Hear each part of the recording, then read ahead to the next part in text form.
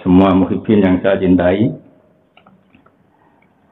Ini kemarin saya agak lama menjawab karena masih sibuk ngaji kilatan, di mana ada para kiai memang mengajar full ketika Ramadan, beberapa kitab, beberapa literatur. Tapi alhamdulillah ini masih ada sisa-sisa energi untuk ikut ngaji bareng di acara Santri Gayeng. Saya paling ingin dan paling sangat ingin di mana di Ramadan ini banyak membaca Quran. Baik membaca secara qiraatan ya, karena membaca ayat-ayat Quran itu sudah ibadah, meskipun tidak paham nilainya sudah ibadah. Atau syukur-syukur membaca dan menjadi bimbingan. Saya beri contoh, membaca meskipun nggak paham itu baik. Saya beri contoh begini. Ada orang yang semalaman itu jagungan sama keluarga, bercengkrama ringan. Ya bercengkrama saja, mungkin cerita masa lalu, cerita lucunya cucu atau lucunya anak. Tapi di malam itu ditulis oleh malaikat bahwa malam itu keluarga ini tidak maksiat. Tidak dugem, tidak narkoba, tidak ke tempat-tempat yang maksiat. Ini pentingnya ngaji. Jadi saya lama kali ngaji usul fikih sama aganya Gus Yasin, Haji Memon Zubair. Di antara kebaikan agama ini adalah meninggalkan kemungkaran. Meninggalkan sesuatu yang nggak butuh modal. Kalau kita untuk dapat pahala sholat, itu kita harus sholat. Untuk pahala haji, kita harus haji. Tapi ada kebaikan yang kita tidak perlu modal, yaitu tarkul mungkar, meninggalkan hal-hal yang dilarang Allah Subhanahu wa Ta'ala.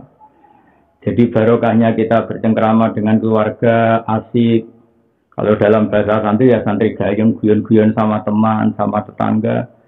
Tapi efek dari itu, atau min lawazimi dzalik, efek dari itu pasti saat itu juga kita tidak maksiat. Tahu-tahu sudah pagi. Kita tidak menyaksikan maksiat di keramunan, tidak macam-macam. Nah kira-kira juga seperti itu. Kalau orang baca Quran tidak paham, setidaknya dia menyibukkan diri dengan kalamu, dengan sesuatu yang baik. Efek dari itu pasti saat itu tidak maksiat. Sehingga kalau ada orang tanya, kenapa sih Gus baca Quran tidak paham kok dapat pahala? Satu jawabannya itu kalamu. Nomor dua, sebagian kebaikan itu adalah meninggalkan kemaksiatan. Dan meninggalkan kemaksiatan itu bisa dilakukan dengan hal-hal yang gampang. Maka di antara kelebihannya Ramadan itu ada kalimat, ada naumus shaim ibadah. Tidurnya orang puasa itu sudah ibadah.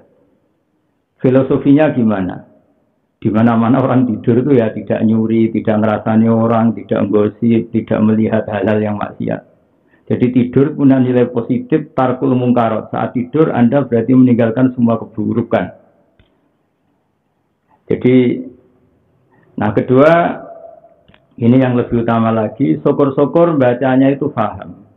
Paham itu artinya ngerti ya, sesuai kapasitas masing-masing. Saya ini mulai kecil sampai sekarang, masih ngaji Quran, juga masih belajar, juga masih terus mencari ilmu.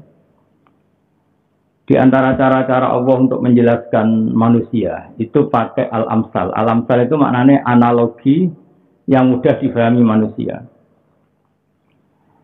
Sehingga di surat Waqiah misalnya, kita cari surat-surat yang terkenal,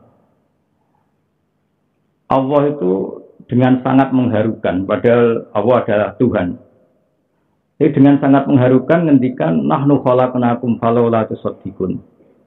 Mbok ya kalau nyembah yang perlu disembah itu mbok yang punya reputasi menciptakan.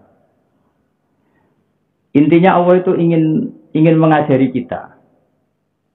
Pertama Allah cerita tentang kualifikasi jadi Tuhan. Itu Allah sangat fair sekali. Kita misalnya baca di awal juz 26. Allah mempersilahkan orang berpikir terbuka. Sampai Allah ngendikan kul ara'aitum ma tad'una min dunillah aruni madza khalaqu minal ardi am lahum syirkun fis samawat. Oke, Anda silahkan mempertuhankan selain saya, kata Allah. Oke, Anda silahkan mempertuhankan selain Allah. Tapi aruni madza khalaqu minal ardi. Lalu yang kalian pertuhankan itu reputasinya apa? Ketika langit diciptakan. Aruni madza khalaqu minal ardi. Orang-orang yang kalian tuhankan itu reputasinya apa ketika bumi saya ciptakan? Misalnya orang kafir Mekah menyembah Lata, Uzza, Hubal. Apa mereka ikut menciptakan bumi? Orang Mesir dulu menyembah Fir'aun. Apakah Fir'aun ikut menciptakan bumi yang lahirnya saja di bumi? Sehingga terus dengan kesadaran-kesadaran itu orang akan kembali ke Allah Subhanahu wa taala. Jika dalam cerita-cerita di tafsir, salah pahamnya Fir'aun itu belum sembuh atau tidak mau sembuh. Ketika Nabi Musa ditanya, wa ma Rabbul Alamin? Lalu Tuhan semesta alam itu siapa Musa? Nabi Musa menjawab, Rabbus samawati wal ardi, yang nuhani langit dan bumi. Itu Fir'aun masih bisa ngeles begini. Soal bumi kata Fir'aun, ma'alim tulakum min ilahi ghairi. Setahu saya jalan-jalan di mana-mana dituhankan saya. Karena pas itu Fir'aun penguasa Mesir. Nah soal Tuhan langit kata ini yang paling parah dari Fir'aun. Juga bahaya bagi kita. Saya ulang lagi, juga bahaya bagi kita. Dia bilang ke Haman. Haman itu arsitekturnya Fir'aun yang bagian nangani bangunan. Ya Haman ibnili sorhal la'ali abdul asbab. Haman, saya bikinkan piramida yang setinggi-tingginya. Saya mau naik ke sana. Kemudian saya ingin melihat Tuhannya Musa. La'ali attali'u ila ilahi Musa. Saya akan melihat Tuhannya Musa. Apa betul ada di langit? Nah, ini sama-sama repot. Saya katakan bahaya bagi kita begini. Andai kan Fir'aun itu berkeyakinan Tuhan kita di langit dan dia naik betul, itu pasti tidak melihat Allah. Kita yang Muslim saja tidak bisa melihat Allah, apalagi Fir'aun. Dan kalau tidak melihat, dia akan berpikiran Tuhan itu tidak ada. Ini kan repot. Padahal dia bikin piramida itu supaya melihat Tuhannya Musa. Sementara Fir'aun tidak akan mungkin melihat Tuhan. Kita saja tidak mungkin, apalagi Fir'aun. Maka di sini dibutuhkan kecerdasan. Ini pentingnya Nabi. Nabi itu di antara sifatnya harus fatonah, punya kecerdasan. Sidik, amanah, tabligh, fatonah. Jadi definisi Tuhannya langit dan bumi itu Fir'aun masih nggak mau sembuh dari kesesatannya. Akhirnya Nabi Musa beralih argumentasi. Dan itu cukup menyudutkan Fir'aun. Yaitu dengan mengatakan Rabbukum wa Rabbu abaikumul awwalin. Yaitu yang menuhani kamu dan yang menuhani leluhur kamu. Akhirnya di komunitas itu, di rapat itu, karena pas itu banyak pengawalnya, juga banyak punggawanya. Kalau sekarang mungkin ya banyak kabinetnya. Tuhan itu siapa? Musa. Yang nuhani nenek moyang kamu. Itu separuh dari pengawal Fir'aun itu banyak yang Islam. Karena kalau Fir'aun itu Tuhan, berarti nenek moyangnya itu tidak punya Tuhan.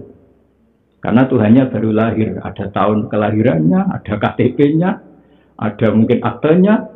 Nah ini kan jadi aneh.